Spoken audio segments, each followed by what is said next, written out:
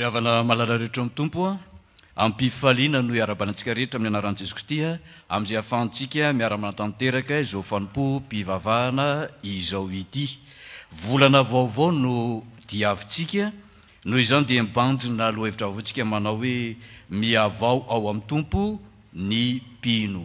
Ka dia ho ampitombona aminareo any riavana ny fahasoavana omba mpiadanana avy amin'Andriamanitra ray sy Jesosy Kristy tompo mpamonjentsika. Amen. Iaraka idera sy ame voninahitra an'Andriamanitra sika. Eo ampitsanganana amakiantsika ny Salamo 7 andiny voalohany ka hatramin'ny fahadimy. Salamo 7 andiny voalohany ka hatramin'ny fahadimy. Aorin'izay hira 7 andiny voalohany faharoa ary ny fahaefatra. Iaraka hidera sy ame voninahitra an'Andriamanitra sika manao hoe: Andriamanitra, tafatoetra ny foko, ny fanaiko ny hira sy ankalazo, ny foaza ny valisy lokanga, ifo marainako aho. Hideranao eny amin'ny firenena maro aho Jehova, ary ankalazanao eny amin'ny Jentrisy. Fa lehibe mihoatra ny lanitra amin'ny fahamoramponao, ary mipaky eny amin'ny rahona amin'ny fahamarinanao. Misandratany ambony lanitra ianao Andriamanitra, ary aoka ty ambony tany ny voninahitrao. Amen.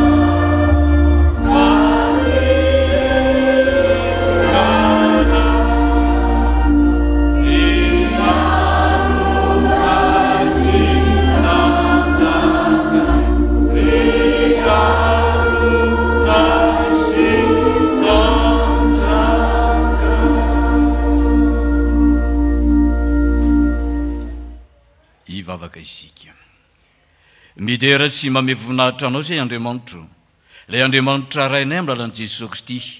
Misaotra anao izay noho ny anavaozanao aminay indray ny famondramponao. Tratry ity andro anio ity, amin'izay ahafahanay miara-matanteraka izao fampo mpivavahana izao. Koa satria manavao ny famondramponao koa aminay ianao Andriamanitra, koa indreto ihany koa izay manavao ny fanorantenanay ho anao Tompo. Koa aoka Tompo ny fananao masina hiasa aminay, ahafany mame voninahitra anao amin'izay natanteranay izao fampavahana izao, kanefa izany fananao masina zany indrindra no hanavao anay mba hahafanay miavao ao aminao Andriamanitra. Tompo tahino ny fotoana ary mampahereza anay, fa amin'ny anaranao Jesosy Kristy nanaovana izany vavaka izany. Amen. Afaka mipetraka ianareo. Tonga sady eo amin'ny fotoana ankalazana ny tenin'Andriamanitra sika riavana, ka ho fanomboanan'izany dia ny fotoana ho an'ny tanora sy ny ankizy, ka ny sampana sekoly alady no tarika antsika ho amin'izany izao.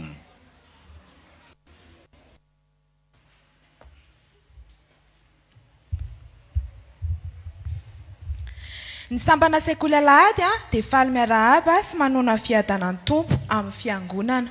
Andeha hitsangana ny ankizy sy ny tanora rehetra hanao ny hira valo sy valonjato ny andininy fahatelo ary tsy hipetraka sika raha tsy vita amin'ny vavaka.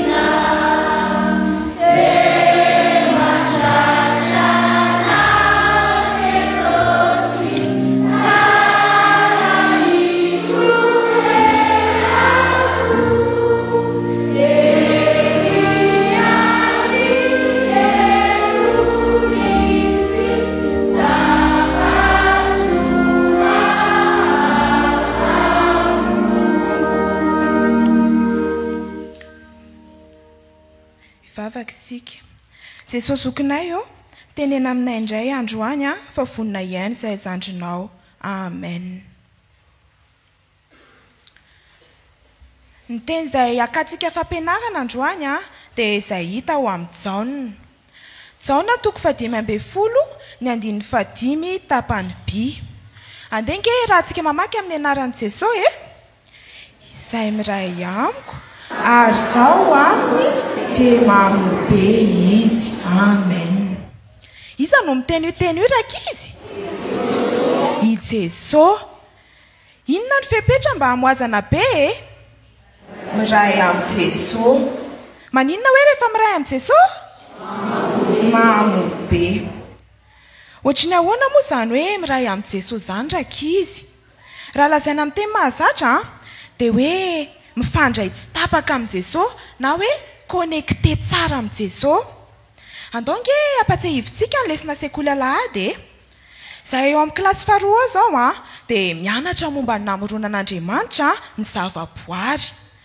Tamin'Andriamanitra namorona hazo sy ny zavamaniry dia tsy nanao izy akory hoe misy hazo, fa hoy izy hoe aoka ny tany haniry zavamaniry, hazo fihinam-boa maro isan-karazany dia nisy izany.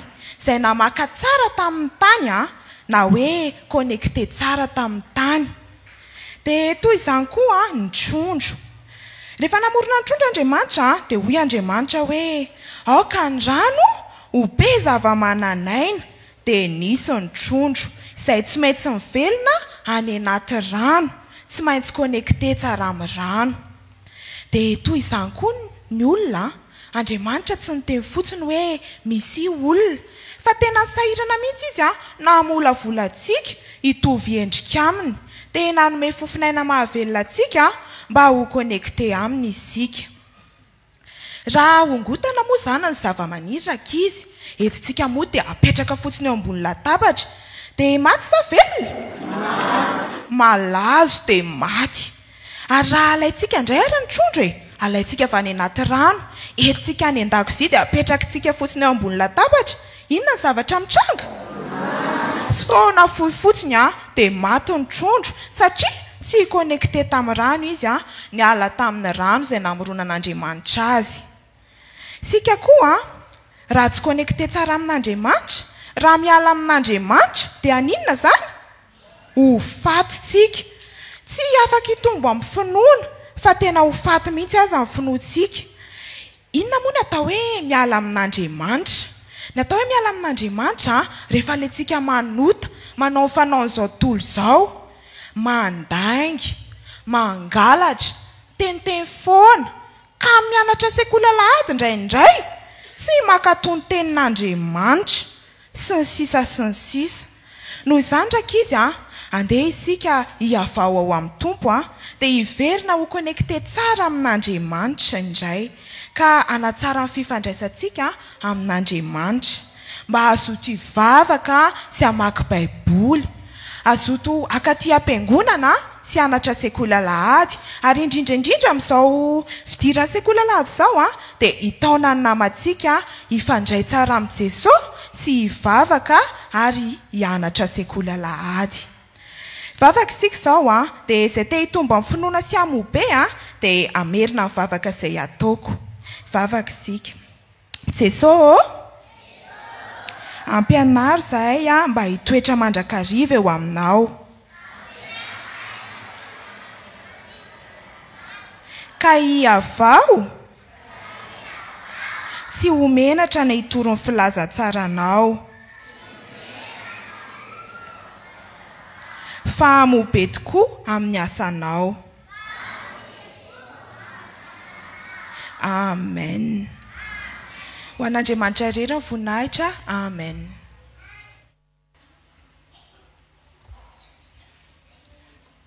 Ny hera fanampy ny fahaenina ambin'ny folo no ataontsika aorian'izay dia isy hivavaka ary hovakiana amin'ny sesy ny teny avy ao amin'ny soratra masina.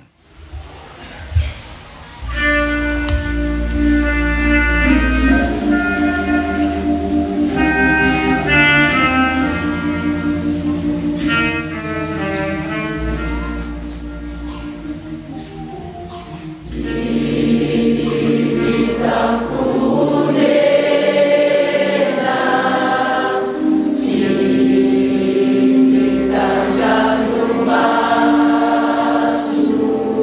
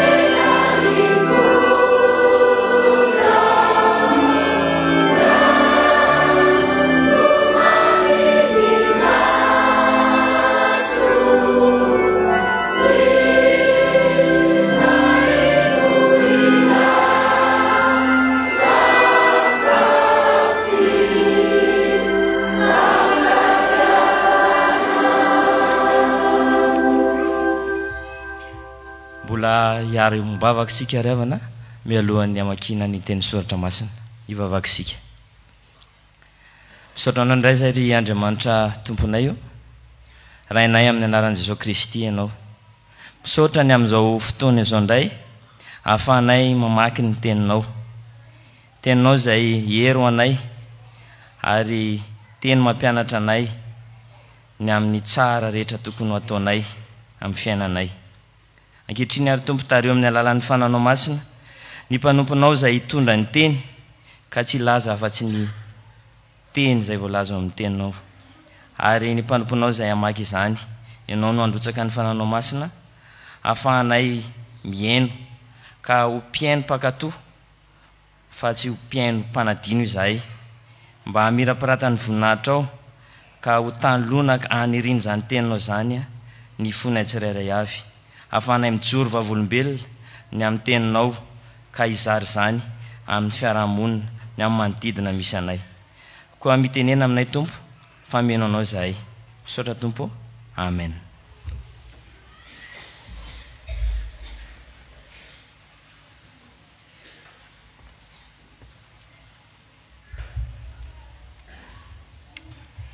Amaky ny soratra masina tsika ravana, boky ny Isaia mpaminany, toko 240, andininy 4 hatramin'ny 9. Isaia toko 240, andininy 4 hatramin'ny 9. Amin'ny anaran'i Jesosy. Koa atsangana ny efa rava hatra ny fony fahagola, ary amboarina ny efa lao hatramin'ny fahiny. Dia ho avaozina indray ny tanàna rava izay efa lao hatramin'ny taranaka lasa ela, ary ny vahiny honinao ka hiandro ny ondry amanosinareo, ary ny afa-firenena ho mpiasa tany sy ho mpamboatra tany moloboka ho anareo. Fa ianareo kosa no atao hoe mpisoron'i Jehova, mpanao fanompoam-pivavahana ho an'Andriamanitsika no ilazana anareo. Ho lasa anareo ny arenan'ny firenena, ary andimby voninahitra azy ianareo. Ny enatrareo hosoloana avo roa eny, ary ny tondromaso hosoloana oby amin'ny anjaralovany. Ary noho izany dia ahazo indroy eny amin'ny taniny izy, fifaliana mandrakizay no ho azy. Fa izao Jehova dia tia rariny, halako ny fandrombahana amin'ny faharatsiana, homeko ny valinasany amin'ny fahamarinana izy, ary fanekena mandrakizay no ataoko aminy. Amen.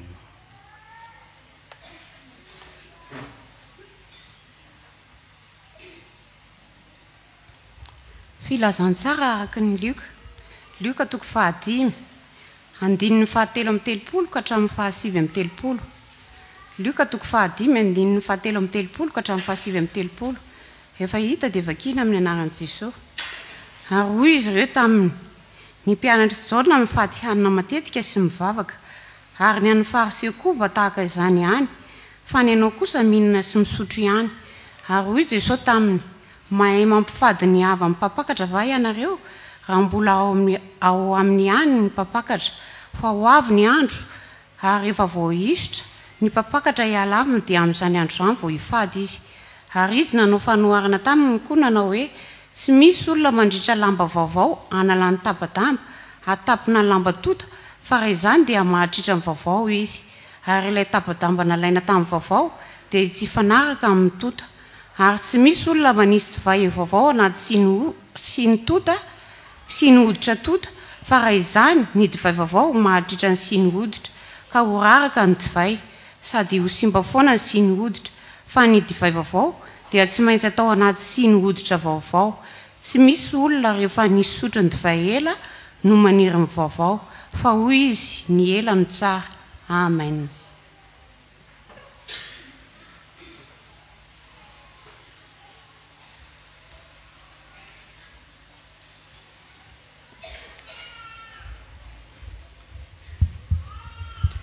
Amarana amin'ny fahamakiana ny soratra masina isika.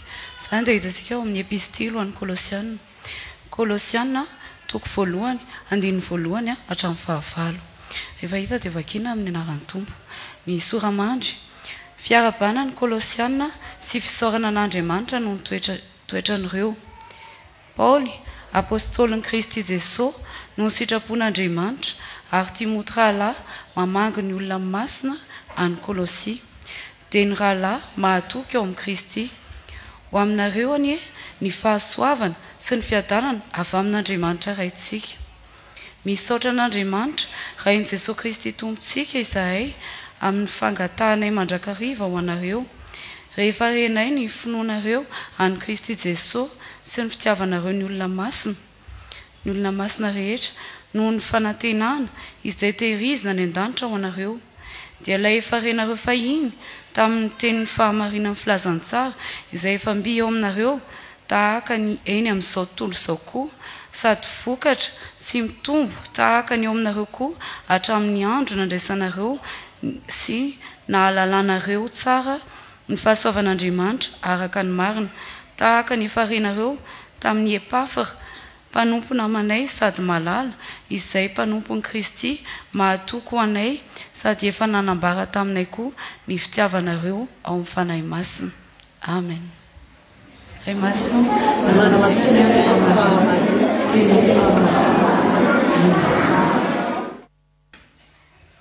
ny hira fa 920 nandeha ataontsika mpitsanganana aorin'izay dia andreny afatra avy amin'ny soratra masina isika.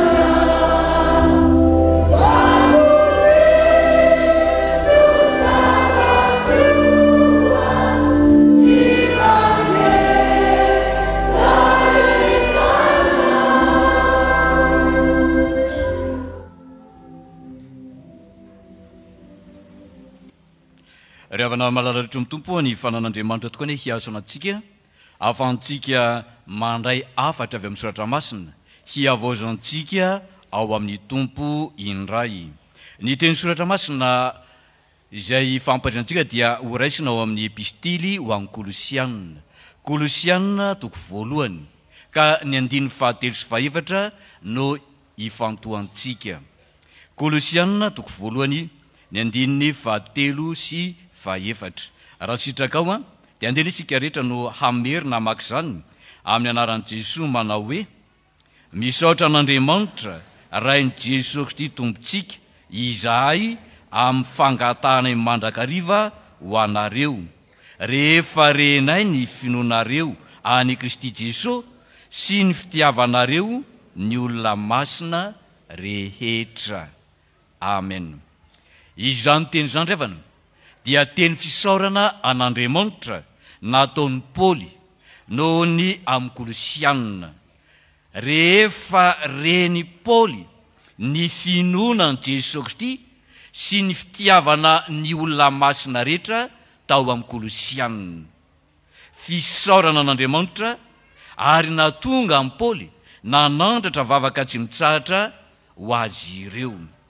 Ry havana, rehefa notoriana tamin'ny Kolosianina amin'ny filazantsara dia nanjary nino an Jesosy Kristy izy ireo, ary koa tonga ny ty ny olona masina rehetra. Ary izay ampahirezantsika dia hoe izay manamarika ny toe-panahy kristianina dia ny finoana sy ny fitiavana. Tsy azo atao mihitsy ny milaza fa mino an Jesosy Kristy ny olona nefa izy tsy manam-pitiavana, ary tsy azo eritreretina ny milaza fa ho tiany olona ianao kanefa ianao tsy manana finoana. raha fihezina dia ny hoe notoriana ny filanan-tsara nino an' Jesosy Kristy ny kolosianina ary dia ny ty ny mpianaka amin'ny finoana ihany koa izy ireo. Ny tenena amintsika riavana hoe raha te hiavao amin'ny ao amin'ny tompo isika dia izay andrasana indrindra dia isika hino an' Jesosy Kristy ary isika ihany koa hity ny mpianakaviny finoana. Ny finoana mantsy no mampiombona antsika amin'Andriamanitra ary ny fitiavana no mampifandray antsika amin'ny hafa ary izy roa ireo no hafatry ny filanan-tsara izay takiana amintsika mba hiainana sy hiseho amin'izay ataontsika. Koa noho izany indrindra riavana, raha miorina, raha miavao amin'ny ao amin'ny tompo ny mpino dia zavatra anankiroa indrindra no andeha hifampahaizantsika amin'izao fotoana izao. Andeha hojerentsika izany. Ny voalohany dia ny finoana any Jesosy Kristy ary ny faharoa dia ny fitiavana ny olona masina rehetra. Izany hoe raha te hiavao amin'ny ao amin'ny tompo isika dia tsy maintsy mino an' Jesosy Kristy ary tsy maintsy mitia ny olona masina rehetra. Ndeha ary hojerentsika ny voalohany, ny finoana any Jesosy Kristy. Nino any Jesosy Kristy ny kolosianina. Ny finoana resahana eto riavana dia tsy ilay finoana entina miasa tahaka ny tenenan'i Jakobazy manao hoe fa maty ny finoana raha tsy misy ny asa. Tahaka ny tenenan'i Jakobazy ihany koa manao hoe izaho kosa haneo aminao ny finoko amin'ny alalan'ny asa. Tsy izay karazan'izay no tiana tenenina eto. Nefa ihany koa tsy ilay finoana izay entina mivavaka ka hiandrandrana valim-bavaka hiandrasana zava-mahagaga eo amin'ny fiainana. Tahaka ny tenenan'i Jesosy manao hoe tsy voalazako fa raha ino ianao dia ho hitanao ny voninahitr'Andriamanitra. Tsy izany. Tsy izany ilay finoana tiany Paoly resahana eto ary tsy izany ilay finoana izay nahatonga amin'ny Paoly hisaotra an'Andriamanitra noho ny amin'ny Kolosianina. Tsy izay ilay finoana izay nanana ny Kolosianina fa ny finoana izay nanana ny Kolosianina dia ny fanekena any Jesosy Kristy ho tompo sy mpamonjy. Ny finoana atao amin'ny Kolosianina dia ny fanekeny an' Jesosy ho tompo sy mpamonjy. Fa rehefa notoriana tamin'izy ireo ny filanan-tsara dia nino izy? Izany hoe fantany fa i Jesosy no ilay avy amin'Andriamanitra ray. I Jesosy ilay maty teo amin'ny hazo fijaliana. I Jesosy no ilay nandatsaka ny rany. I Jesosy no namela heloka ary i Jesosy no nampiavana ny olona tamin'Andriamanitra. Jesosy no azahoana famonjena. Ny finoana an'izany Jesosy izany, izany rehetrarehetra izany no finoana tao amin'ny Kolosianina ka natonga amin'ny Paoly hisaotra an'Andriamanitra. Ary izany indrindra riavana no ampatsiahivon'ny Paoly ihany koa ato amin'ity Kolosianina ity. Ny finoana any Jesosy Kristy. I Jesosy ilay nomen'Andriamanitra. I Jesosy ilay nampiavana antsika tamin'Andriamanitra. Hoy indrindra i Paoly ato amin'ny Kolosianina toko voalohany 7:20 sy 20. Fa sitraky ny ray ho ao aminy ny toeran'ny fahafenoana rehetra sady izy no hampiavana ny zavatra rehetra aminy ka dia ny rano teo amin'ny hazo fijaliana no nanaovany fampiavanana. Eny izy hoy izao no fampiavanana izany na ny ety ambony tany na ny any an-danitra. Ry havana, ny olona miavao ao amin'ny tompo dia ny olona manitsy ny finoany hifanaraka amin'izay ambarany soratra masina. Fa ny fototry ny finoana tokoa dia ny fanekenan'i Jesosy ho tompo sy mpamonjy. Ary izany indrindra no fanekem-pinoana kristianina. Ny fanekem-pinoana kristianina voalohany indrindra dia ny hoe Jesosy no tompo. Koa raha miavao ao amin'ny tompo isika ka milaza fa mino an Jesosy Kristy dia tsy maintsy manaky fa Jesosy no tompo, Jesosy no tompo. Nefa tsy ho tomponao na oviana Jesosy raha tsy efa mpamonjinao izy. Tsy ho tomponao na oviana Jesosy raha tsy efa mpamonjinao izy. Kanefa koa raha tsy manaiky ianao fa mpanota dia tsy ho mila mpamonjy ianao. Ary raha tsy ekenao fa noho ny fahotanao no nahafaty an Jesosy dia tsy ho mpamonjinao izy. Ny olona miavao amin'ny tompo, ao amin'ny tompo, dia ny olona manaiky an Jesosy ho tompo. Kanefa tsy ho tomponao Jesosy raha tsy efa mpamonjinao izy. Ka raha tsy manaiky ianao anefa fa mpanota dia tsy hila mpamonjy ianao. Ary raha tsy ekenao fa noho ny fahotanao no nahafaty an Jesosy dia tsy ho mbola mpamonjinao i Jesosy. Manaiky izany ve ianao? Fa izany no finoana marina ary izany no finoana kristianina. Jesosy maty noho ny fahotantsika, kanefa nitsangana tamin'ny maty hanome antsika ny famelana heloka. Ry havana, novonjena tamin'ny asa tokoa isika, nefa tsy noho ny asa nataontsika akory, fa noho ny asa nataon'i Jesosy Kristy. Jesosy ny mpamonjy satria izy no natanteraka amin'ny famonjena. Fa raha no nataontsika no nahavoavonjy antsika, dia inona re izany no nahafaty an Jesosy teo amin'ny azy fijaliana? Raha ny vavaka be ataontsika, raha ny fanompoana maro zay tanterantsika, raha izany no mahavoavonjy antsika, dia inona no nahafaty an Jesosy teo amin'ny azy fijaliana? Fa ny olona miavao ao amin'ny tompo dia ny olona manaiky fa Jesosy no mpamonjy, Jesosy no mpamonjy. Ka tsy ny asa zay atao no azona famonjena, fa no ny asa zay nataon'i Jesosy dia ny nanolorany tenany ho faty amonjy teo amin'ny azy fijaliana. Ry havana, fa tsy hiankina amin'ny famonjen'i Kristy isika, ary tsy tena hino azy isika raha tsy efa mahafantatra fa tsy mahavonjy tena.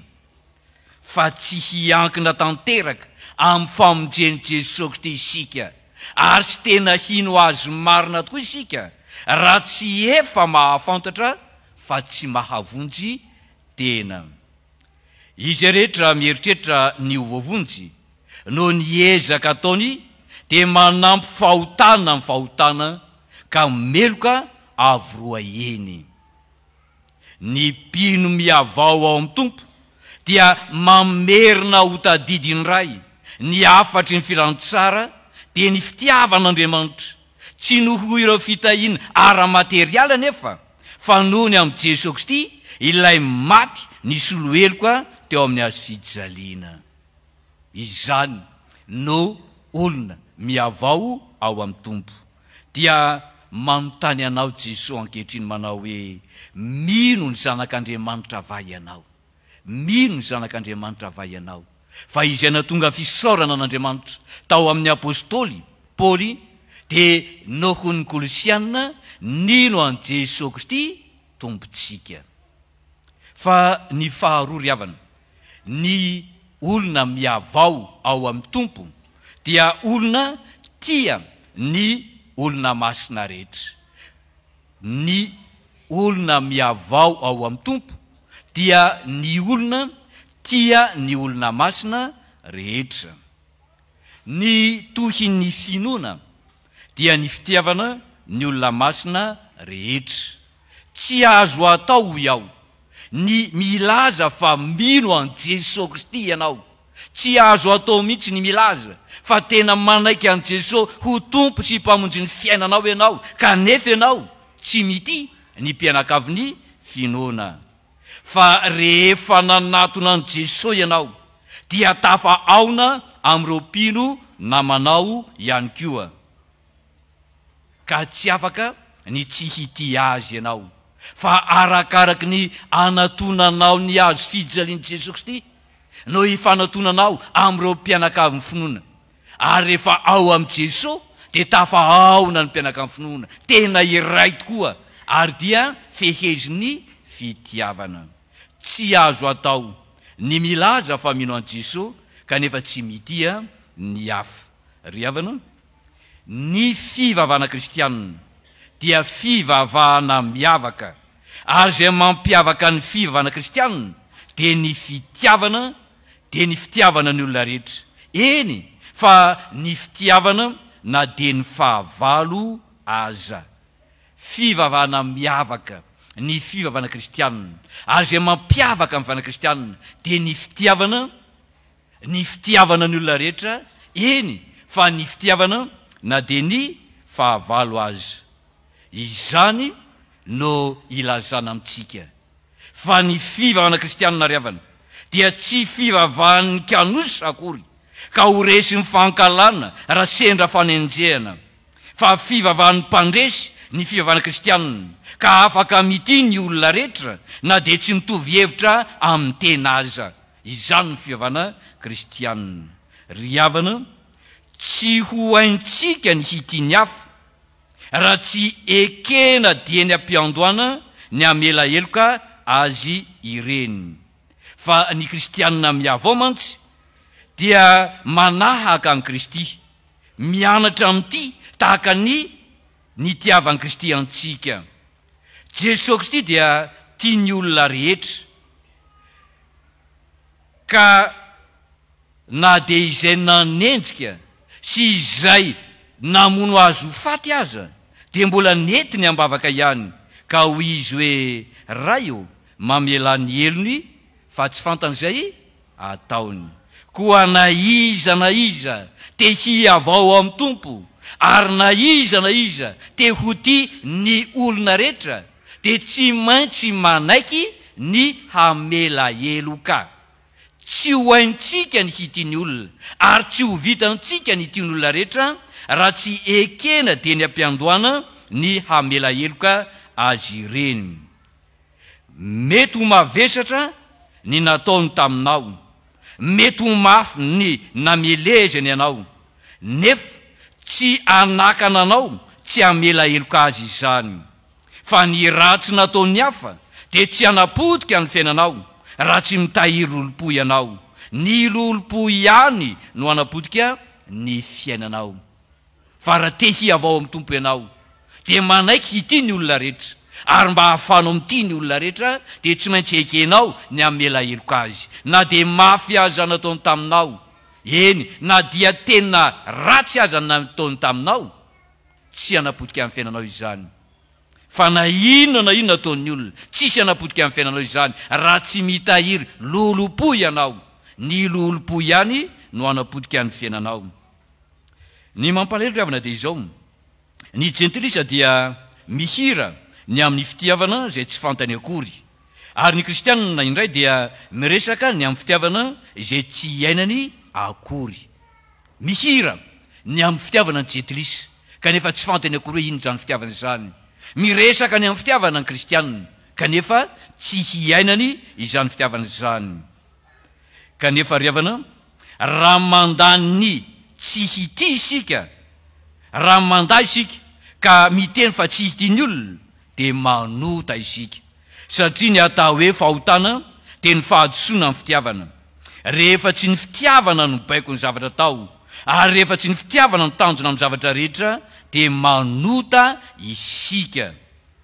Didy ny fitiavana fa tsy safidy akory. Didy vaovao nomeny tompo izany, didy vaovao sady marika hamantarana ny mampianatry ny tompo. Noho izany tsy afaka ny tsy hity ny hafa isika, fa raha te hiavao amin'ny tompo isika dia tsy maintsy manapa-kevitra indray hity ny olona masina rehetra ary ty ny hafa ihany koa. Koa ny kristianina miavao ry havana dia manaiky ny didiny tompo. Koa ny fahendrena ao antsika dia ny manaiky amin'ny fotsotra izay ambaran'ny tompo, ary ny tenin'Andriamanitra dia tsy natao hiadia-kevitra fa natao ankatoavina. Ry mpino avana, raha te hiavao amin'ny tompo ianao dia maneke ny hitia, fa hanahaka bebe koa ny devoly isika rehefa feno lolompo sy fankalana fa anahaka bebe kokoa an'Andriamanitra isika rehefa manaiky ny hitia sy ny hamela heloka averiko ry kristianina havana te hiavao ao amin'ny tompo ve ianao maneke ny hitia fa hanahaka bebe kokoa ny devoly isika raha toa ka feno lolompo sy fankalana fa hanahaka bebe koa an'Andriamanitra kosa isika rehefa manaiky ny hitia sy amela heloka ny fitiavana dia ny fanekena hanasoa ny hafa ary ny soa lehibe indrindra tokony ataontsika dia ny manambara any Jesosy Kristy amin'izy ireny fa rehefa manambara any Jesosy Kristy ianao dia sady mampiorona ny finoanao any Jesosy Kristy ianao no maneho fitiavana ny hafa ihany koa izany ny fitiavana ambony indrindra koa raha te hiavao ao amin'ny tompo ianao dia aintsio ao amin'ny Jesosy Kristy ny finoanao dia ilay Jesosy Kristy tompo sy mpamonjy kanefa ihany koa raha te hiavao amin'ny tompo ianao dia maneke hity ny mpianaka amin'ny finoana kanefa koa meteza itia ny olona rehetra amen.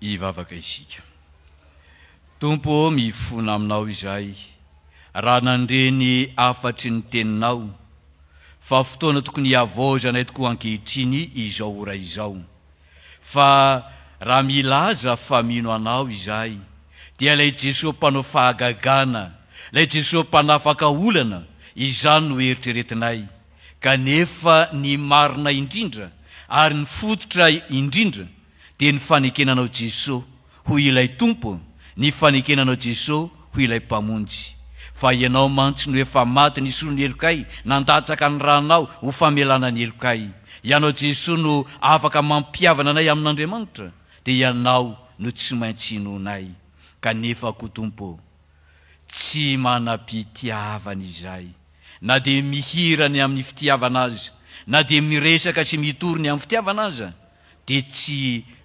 manam-pitiavana izay feno lolompo ao anatinay ao feno fankalana ao anatinay ao raha mba misy izay mamely dia ny amaly faty no tanjonay ifonanay eo anatrehanao zany ry tompo ary raha toka mbola manam-potoana izay hiavozanay meteza Jesosy amindra fo meteza mila heloka fa miverina aminao izay ankehitriny koa amin'ny anaranao Jesosy no anaovana izay mivavaka izany dia noho ianao Jesosy ilay mifonanay eo ankavanany ray mamindra fo aminay amen. Ho anao ry havana raha manaiky hiavao amin'ny tompo ianao dia mitsangana andreny Jesosy mafaly ho famelana ny heloka ao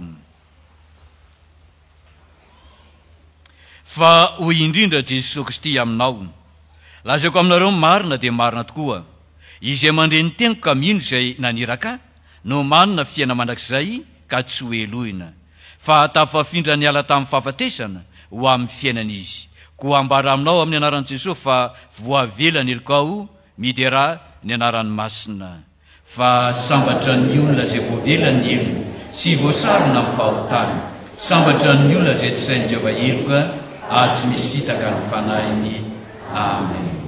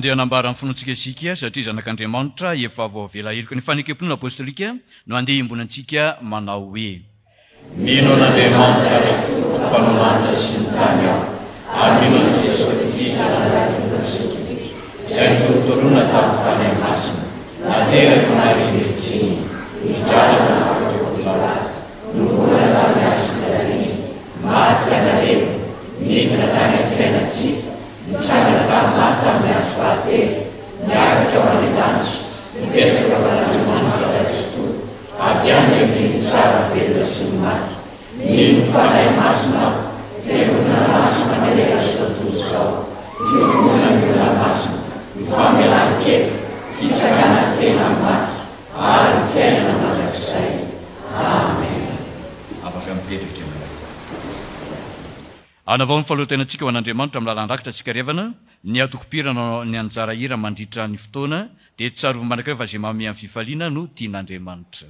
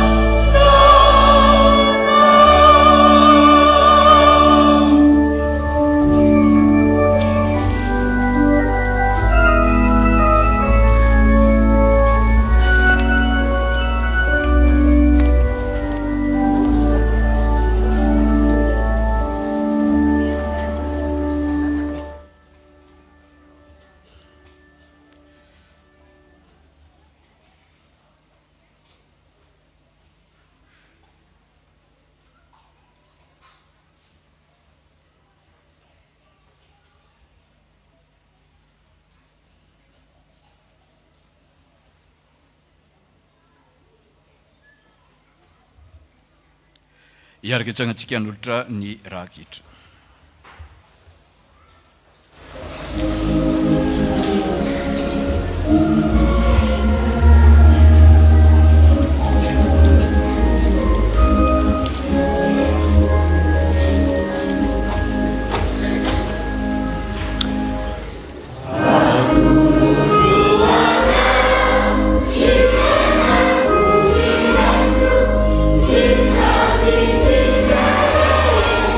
Oh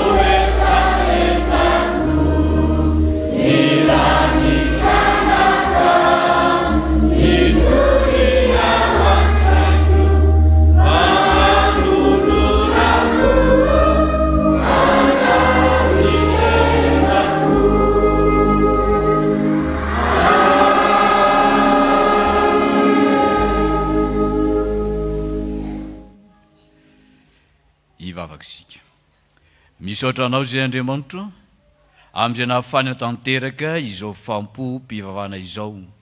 Fotoana nahafany anandre ny teninao hiavaozanay ao aminao Tompo. Ive anao fanahy masina ne ampatsiahy anay indray ilay fitiavanao Andriamanitra dia ny nanomezanao an Jesosy Kristy lay maty teo amin'ny hazofijaliana nandatsaka ny rany izay nisolo ny elokay kanefa nitsangana tamin'ny maty andraisanay ny famelana eloka. Tompo, ny fananao masina hanavao anay mba hahafany manavao ny finoana ihany koa dia anaiky an Jesosy Tompo sy mpamonjy ny fiainanay izay. Kanefa tsy anaiky fotsiny ihany eo amin'ny vavanay fa tena ampiatra izany eo amin'ny fiainanay dia ny fitiavana ny mpianakavy ny finoana, ny fitiavana ny olona rehetra.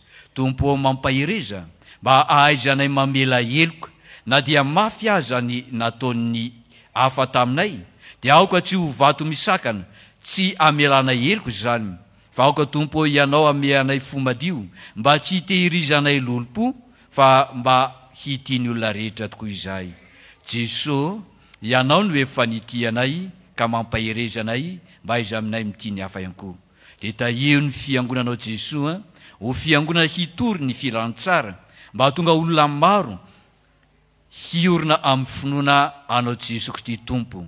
Kanefa ihany koa aoka ny fiangonanao hijoro vaolombelon'ny fankatiavana mba tonga ny olona maro ihany koa hanaraka anao Jesosy Kristy.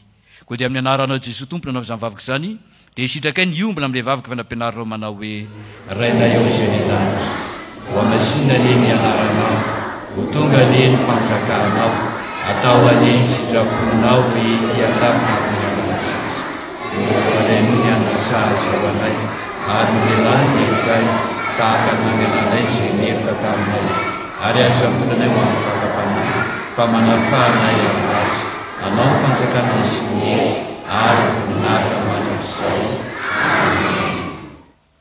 Ny hira izay efa voalahatra rehefa nandeha ataontsika dia andray ny tsodrano isika.